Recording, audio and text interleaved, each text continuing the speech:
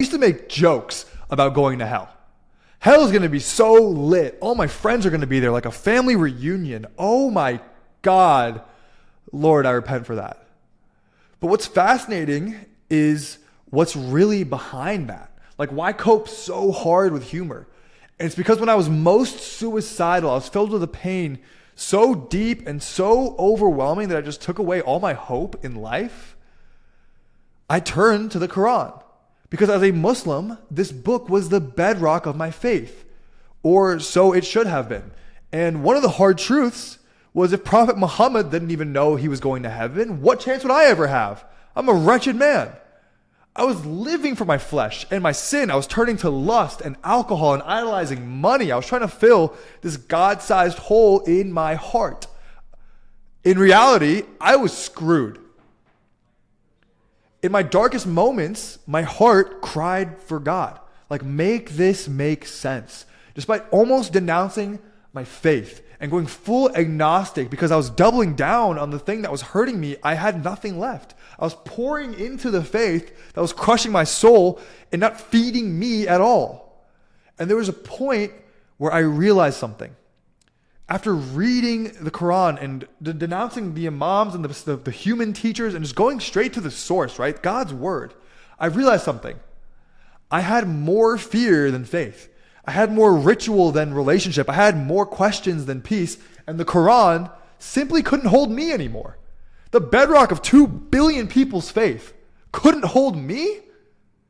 And I know I have these questions that people are thinking about all the time. And so as I read it over and over, translating it, learning context from these elite Islamic imams online because my local one had failed me, my understanding of how God saw us was just so empty. And I came to the conclusion that I was destined for hell. And it didn't collapse because I hated it. It collapsed because it couldn't carry the weight of my soul. And there were questions that the Quran could just never answer. And when I turned to Christianity and the Bible and learning about Jesus' life, Jesus didn't just answer these questions. He embodied them and walked through them and showed us how to love through them and how to have faith in them, how to rejoice in our sufferings. And so what I want to go over today are 4 questions that I had that I could not find peace with within the Quran. And the first one was, why am I suffering? And where is God in it? Islam gave me theology without a face. It was pain without purpose. It was sacrifice without presence. And I was told, this is your test. But the truth was, I didn't need a teacher with a clipboard. Like, I didn't need the driver instructor next to me grading me on every turn I was making. I needed a father in the fire. And the Quran says Allah is above suffering. But the gospel says God stepped into it. From the Old Testament, the old prophecies of Isaiah, surely he was born our griefs. He has borne our griefs and carried our sorrows. Isaiah 53. Jesus wept. John 11, the shortest verse in the Bible. Jesus empathizing with us.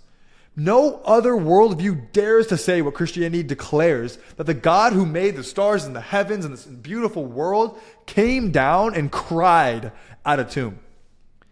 The Quran told me to be strong, but Jesus told me, my strength is made perfect in your weakness. So lean in and you will be exalted. And my second question was like, what if I never measure up, God? Like, how could I? But here's the brutal truth. Islam is training you to chase a scale. Left angel, right angel. Christianity tells you the scale was smashed at the cross. Destroyed, decimated. And so I was living in constant fear, like, what if I sinned too much? What if I missed one prayer too much? What if I didn't die with wudu? My salvation felt like this moving target, like this goalpost that I would never reach. But then I read this. I started reading the Bible and the understanding of the early apostles that while we were still sinners, Christ died for us. That's Romans 5. It is finished in John 19. Like, do you hear that? It's not earn it, not achieve it, but receive it, for it's already been done. Your sins are wiped clean, and you have a straight shot to eternity with the Lord. That sounds like gospel to me. You can keep chasing the scale, or you can find the cross and let it break performance off of you forever, just like it did for me. Okay?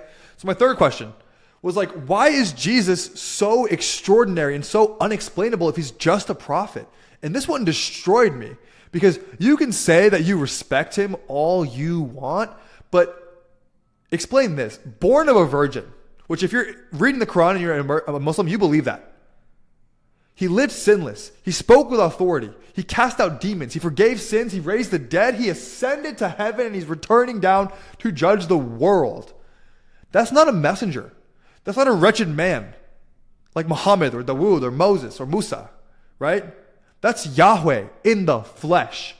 That is a divine appointment. In the beginning was the Word, and the Word became flesh and dwelt among us. That's John 1 and then John 1:14. So the kicker behind all this was Islam affirms his miracles, but denies his identity. Okay, to me, that's like spiritual schizophrenia. Like you can't love the works and reject the glory.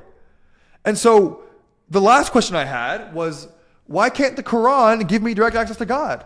If we're created in his image and made in pairs and he loves us, like, let's be honest, I was memorizing Arabic. I didn't understand it. I prayed through words I didn't feel, reciting prayers that weren't mine. I fasted without intimacy, without intention, and I obeyed without communion, without taking Jesus into our bodies daily. Islam taught me about distance while Jesus gave me adoption into a family. And when you're adopted, you leave your old family, right? But the spirit of adoption by whom we say, Abba, Father, Romans 8. I didn't need more laws. I didn't need more grading. I didn't need more teachers. I needed love, which if you're hearing this and you're saying this is too much, dude, we are made for love. That's all we do is we love and we cry. Like as a human, how much are you going to deny who you are, the beautiful emotions and creations inside of you? Because when I was defending Islam with everything inside of me, I never had that. But now that I proclaim Christ and there is fire in my bones, why? Because the Quran just left me asking questions. And it led me to the Hadith to understand the context, which, oh my God, the Hadith are muddy and bloody. And Jesus became the answer. Who he is the answer. Not the apostles, not the teachings, not the Old Testament, but who Jesus is the answer. He didn't give me a step-by-step program.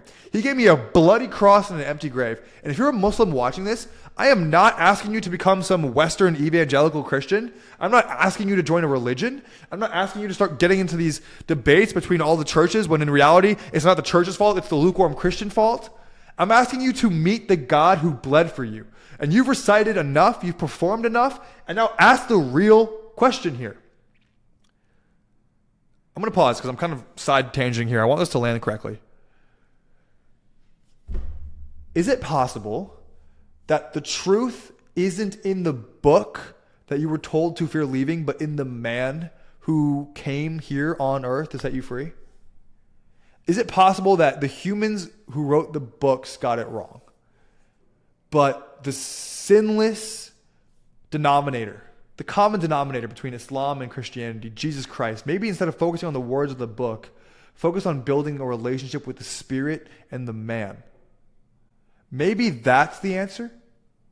But if you guys love this stuff, if you hate it, subscribe too, because it's for you. Honestly, if you love it, just kind of stick around. You don't need to subscribe. It'd be nice if you did. But if you hate it, you should definitely subscribe, because this is for you. And I need these seeds to grow so deep inside of you that you question everything you've known, because on the other side is everything you've wanted and needed. I love you guys. I'll see you in the next one.